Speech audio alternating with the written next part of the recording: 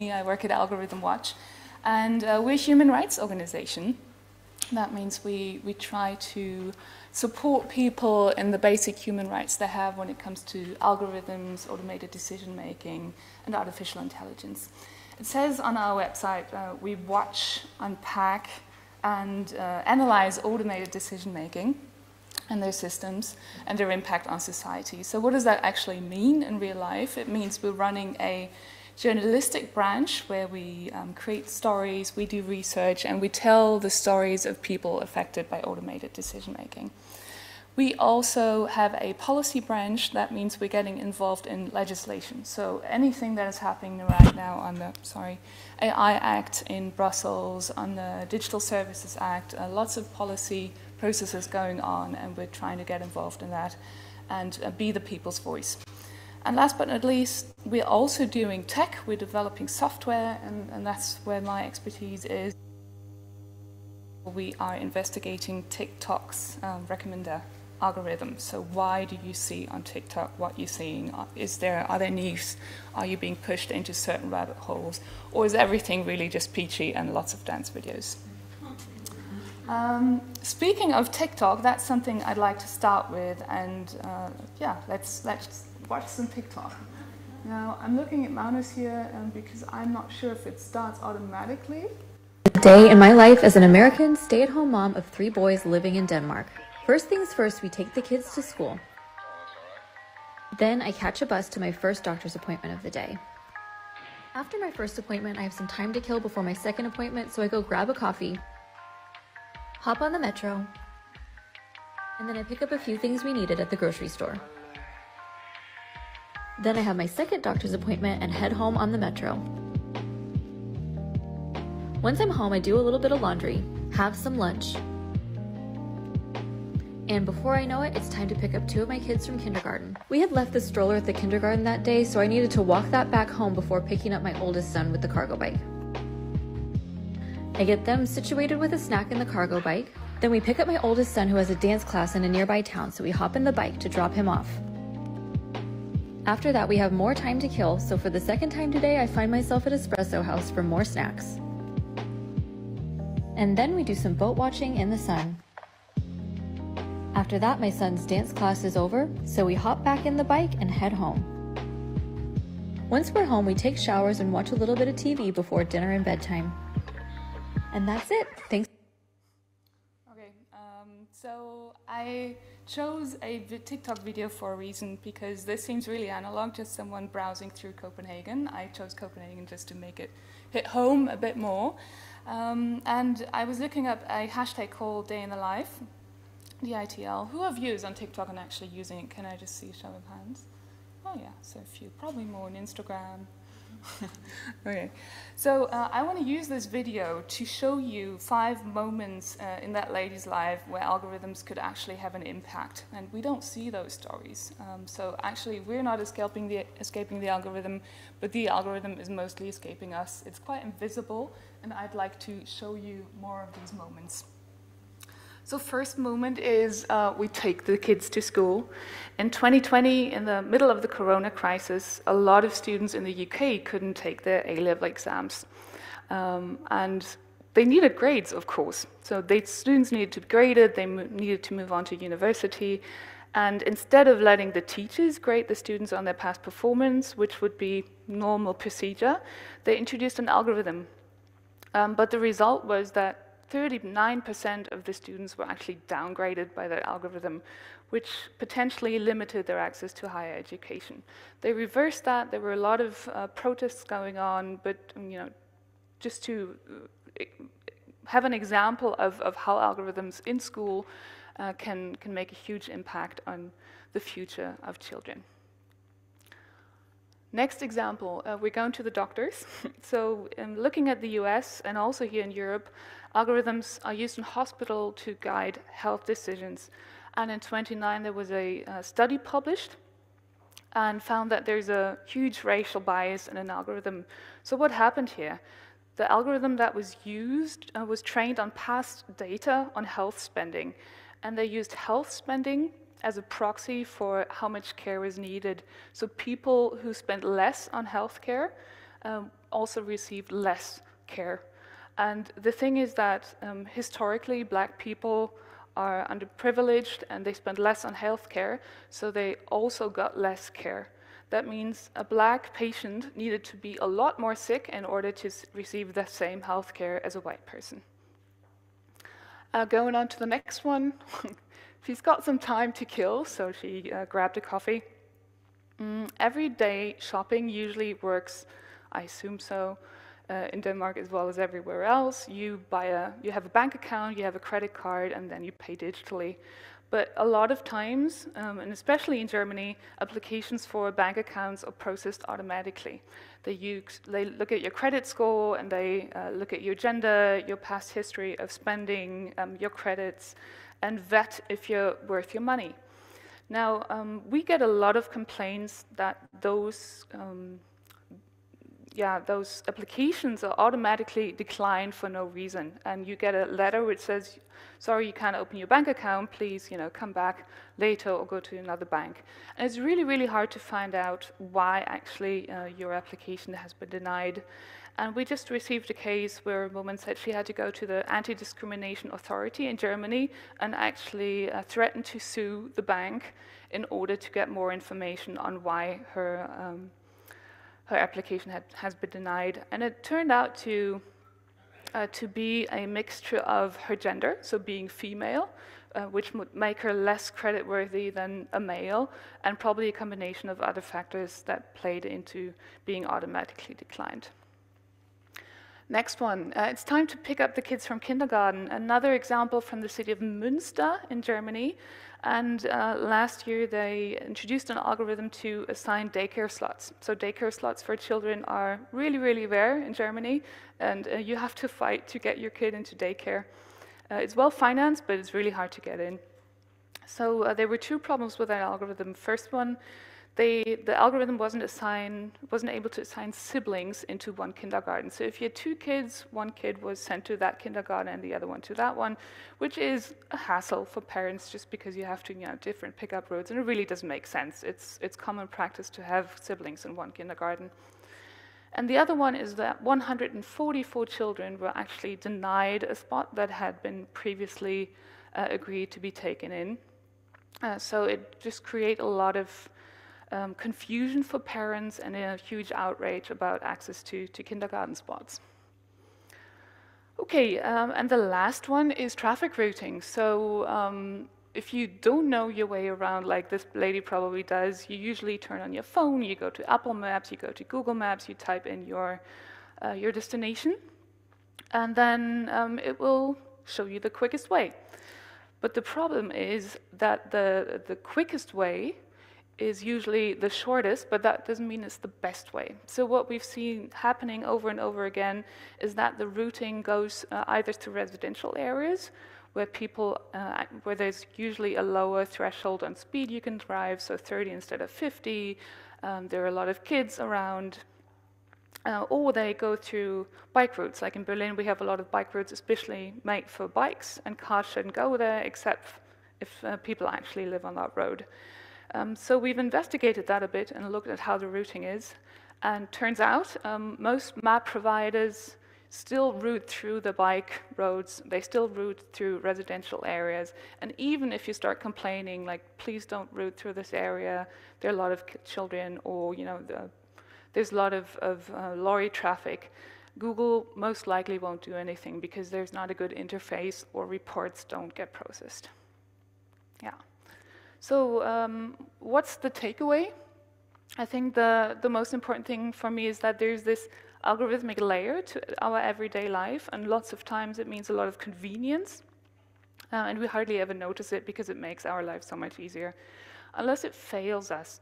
And the issue is that those failures often affect those who are already disadvantaged. So if you're white and fairly wealthy and well off and you have a good credit score, you most likely won't notice. But if you're already disadvantaged, either financially, educationally, immigrant status maybe, you're much more likely to be affected by algorithms and automated decision making. Okay, Three more examples that I found important and that I want to share with you. This is Mark Rutte, I think still Prime Minister of the Netherlands, although he had some issues in the past. Sorry? Oh, he's called Teflon. Yeah, Merkel had that one too, so I think it's, just meaning. Fourth round now, okay. You Dutch? Okay. So correct me if I pronounce this wrongly. Toeslagenaffaire. Okay. So this one was about childcare benefits that they introduced, and the intention was to find fraud in childcare benefits. So people are applying for childcare benefits that sometimes didn't work out, or they wanted too much in grants, and they wanted to detect frauds. Which is, it's a fair aim. You want things to be fair for everyone. The issue here was that the algorithm used data like, for example, dual citizenship. So if you had an immigrant background, you were less likely to get the benefits or get the grants you applied for, and you were more likely in the algorithm's eyes to commit fraud. So that's actually illegal under a lot of laws, starting from GDPR, the General Data Protection Rules, and it did have some backfall, but Mark is still there, I heard. Teflon Mark, yeah. So it's really, really important to shed light on those processes, and especially if you're alone, if you're someone applying for childcare benefit, it doesn't mean you automatically notice that this is going on. Someone has to see that pattern, and it's so important to have organizations look at this. Okay, quickly, biometric mass surveillance and face recognition. This is technology that is threatening human rights and enables human rights abuses. We see it at all kinds of places in society. People have been wrongfully arrested due to false face recognition. Protesters have been prevented from freely assembling. And surveillance is used at EU borders without data safeguards, threatening human rights of people on the move. And the last example I'd like to share with you is a project called Automation on the Move. That's something we've just started at AlgorithmWatch. And what we're looking at are systems based on artificial intelligence and automated decision-making, which are being experimented with on migrants, refugees, and travelers. So right now at EU borders, which we don't really notice, it's Spain, it's Italy, it's Greece, people moving in from Turkey. But this happens without democratic discussion or oversight. We don't look at that hard enough, and there's technology being experimented with that is abusing human rights on a daily basis, and we need to be more conscious around that. So things need to change, and we started to investigate and compile cases, and we're trying to shed a light on automation on the move. So a couple messages I'd like to finish with. Algorithms are never neutral.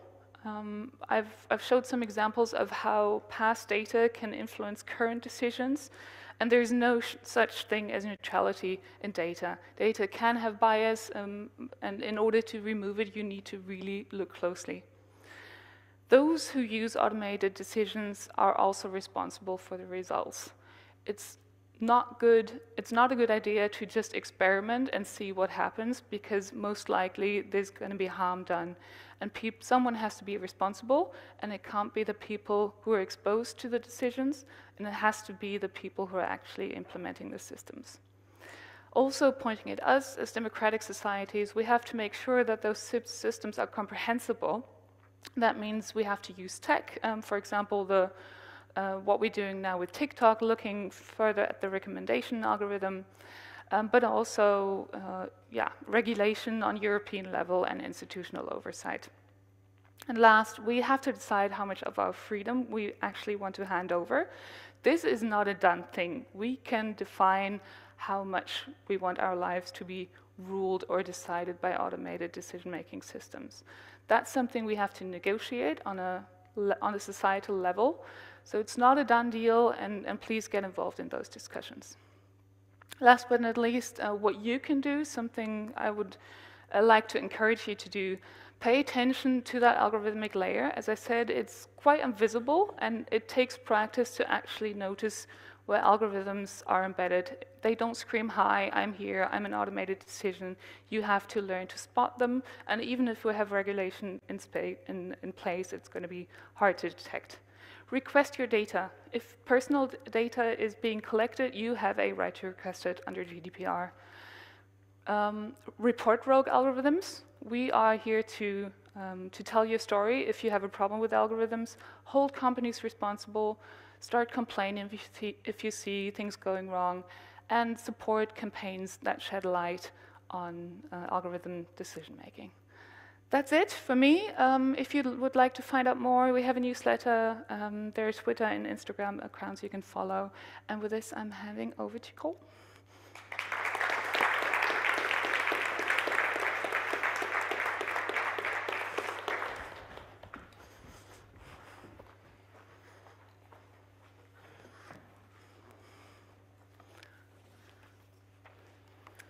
Is this on? Yes, it is.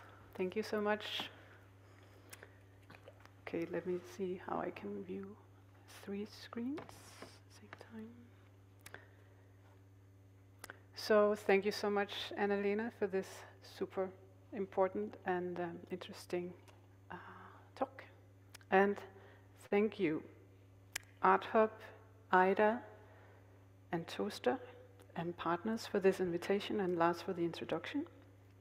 So yes, I'm going to talk about our project, Ghost Agency, and under the title, or the question, Women's Rights in the Age of Surveillance Capitalism.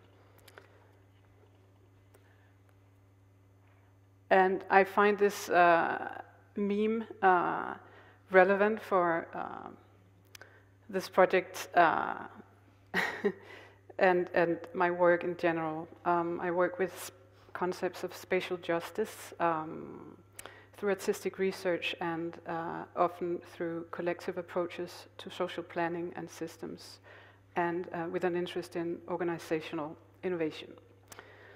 And my presentation today, I would say, reflects my long-term interest in practicing the more speculative and discursive contemporary art, while also understanding and possibly testing its potential as a structurally transformative tool.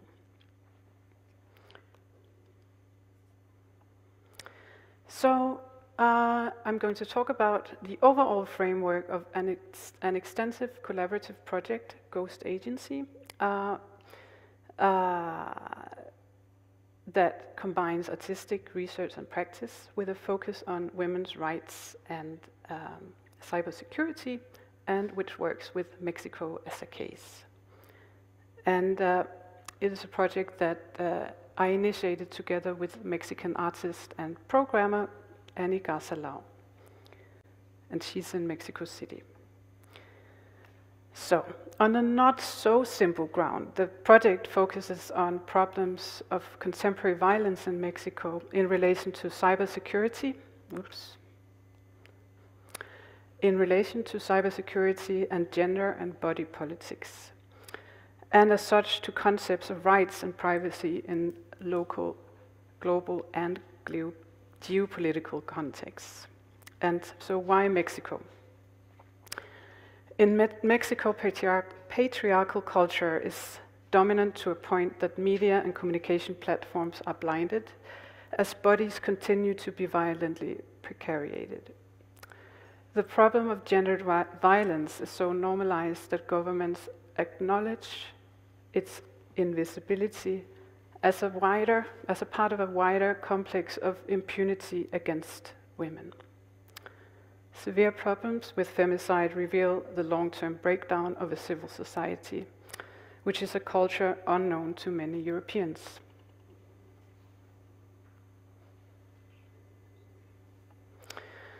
So based on our research on cybersecurity models, which among others entailed humanitarian aspects of the dark web and its systems, we started asking the questions. Where can we go when our daily lives are constrained? our online existence extracts all information and no safe or private space is left? How might we relocate our physical bodies when our public as well as private spaces and democratic rights are compromised? How might we, in this fiercely transitioning digital age, practice a strategic exploration of emergent mechanisms of technology, online organization, and peer-to-peer methodology to remodel women and human rights?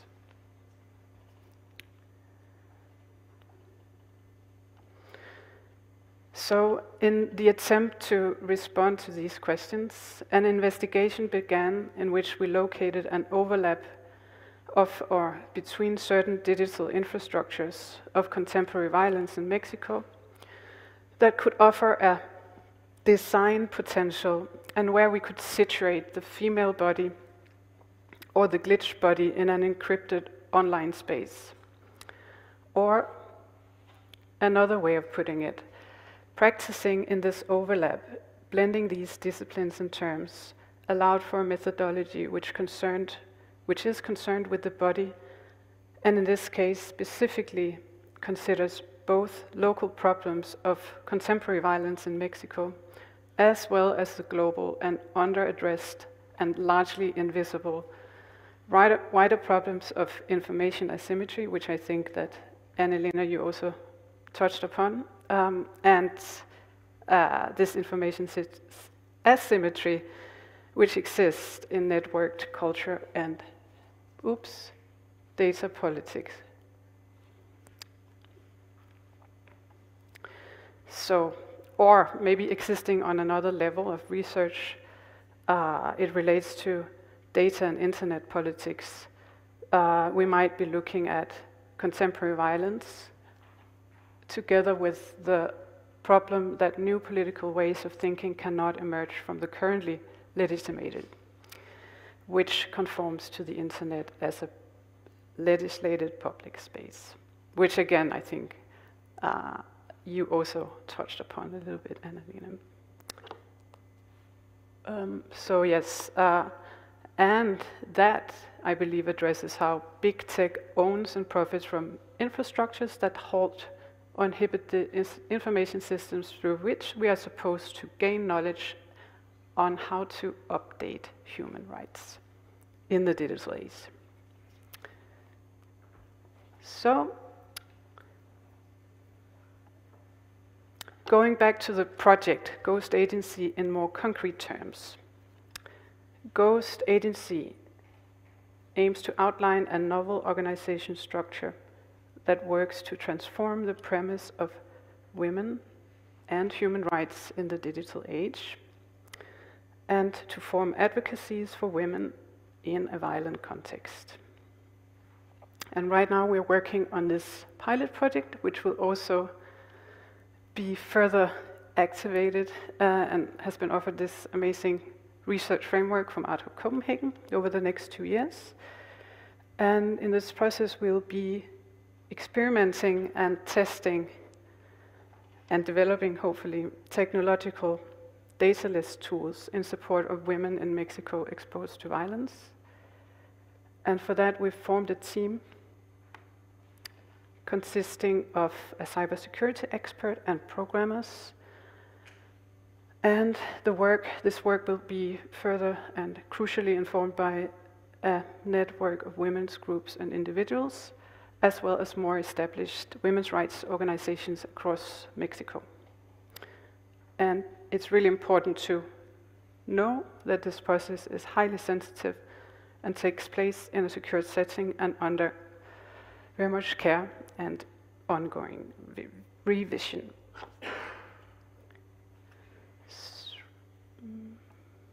So part of the advocacy of Ghost Agency is also formed through artistic research and outcome.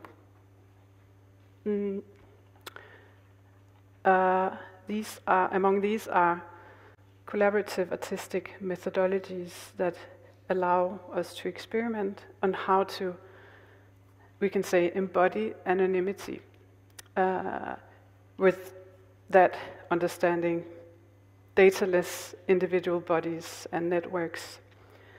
And it also allows for a way of imagining and testing and designing actual antidotes to surveillance capitalism.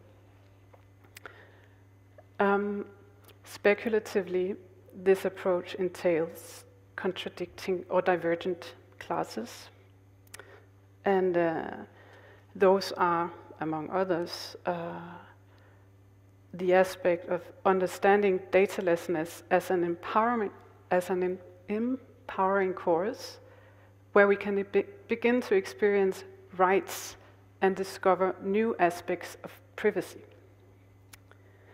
Or the other, the problem of going beyond the algorithm, of deliberately becoming or remaining unseen in the act of withdrawal or being invisible, as a widening of the information asymmetry and as an act of expanding the displaced and the glitch.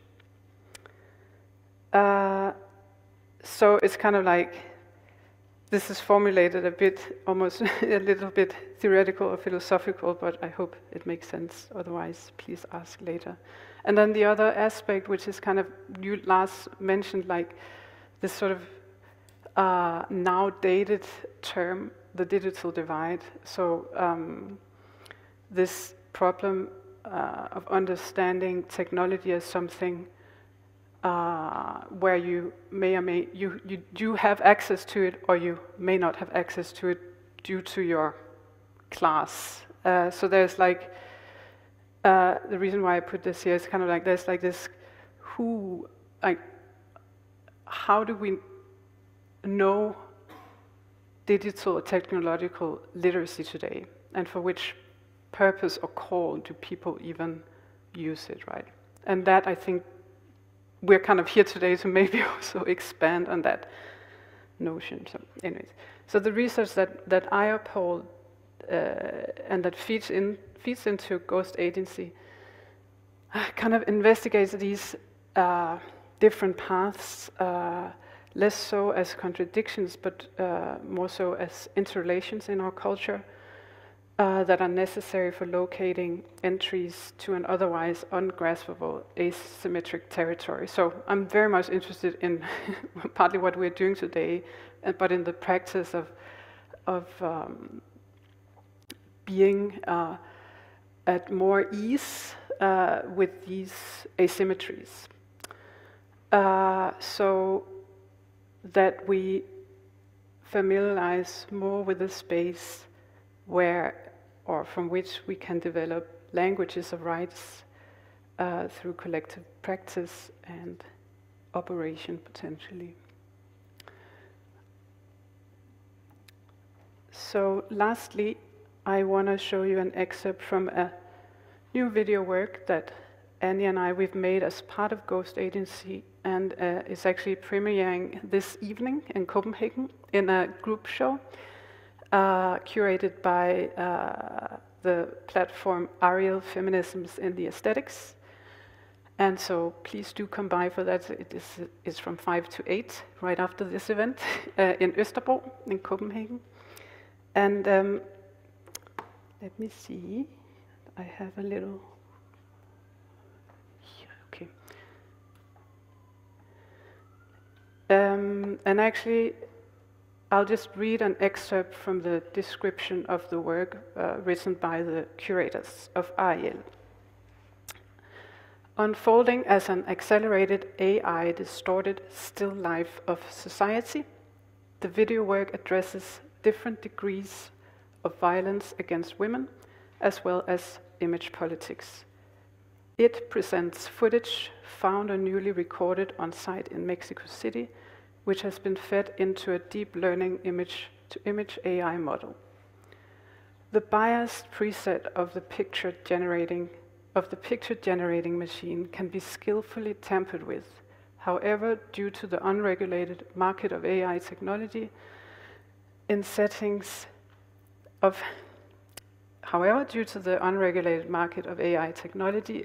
Its settings change rapidly and unforeseen, as do our own control with the digital selfhood in late-state capitalism. In the work, the figure of the ghost becomes a metaphor for women in Mexico society and the dataless, haunting the very same culture that annihilates and rejects them. So I'll play a 2-minute. Okay, so now something happens. Oh, I press play. So this is a 2-minute excerpt of the video.